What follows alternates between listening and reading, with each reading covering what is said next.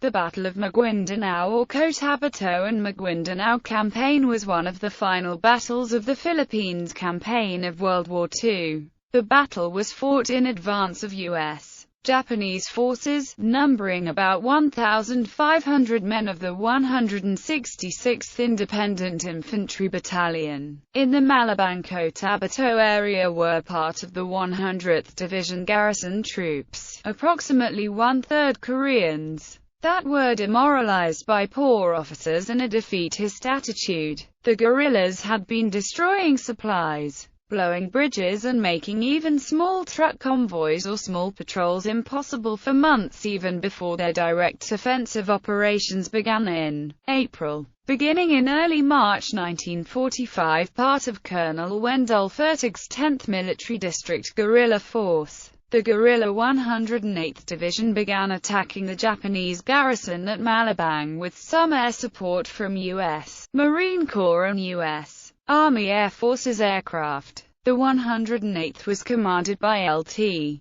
Col. Charles W. Hedges, an unsurrendered U.S. Army officer, with forces at Malabang commanded by an Australian officer who had escaped from Borneo, Maj. Rexblow. The elements of the 108th directly involved were the Expeditionary Battalion, part of the 105th Infantry, and the Moro Maranao militia force that was under the operational control of the 108th. In late March, progress was such that Stinson L-5 Sentinel liaison planes could use the Malabang Strip, and on 5 April Marine Corps aircraft were using the Strip. The forces by the 11th of April, the Japanese had fled toward Parang, and on 13th of April Colonel Fertig notified 8th Army that U.S. forces could land unopposed at Malabang and Parang, with indication the Japanese had probably evacuated the Cotabato area. The reoccupation effort cost the guerrillas 17 dead and 21 wounded, with perhaps 250 Japanese losses, with an estimated fewer than 100 escaping. After confirmation by Marine Air Reconnaissance, previous plans were changed so that one battalion of the 24th Division Assault Forces of Task Group 78.2 would go ashore at Malabang, with the rest going directly to Parang. Despite Fertig's assertion no shore bombardment would be necessary, a bombardment preceded the landings, beginning shortly after 0730 on 17th of April.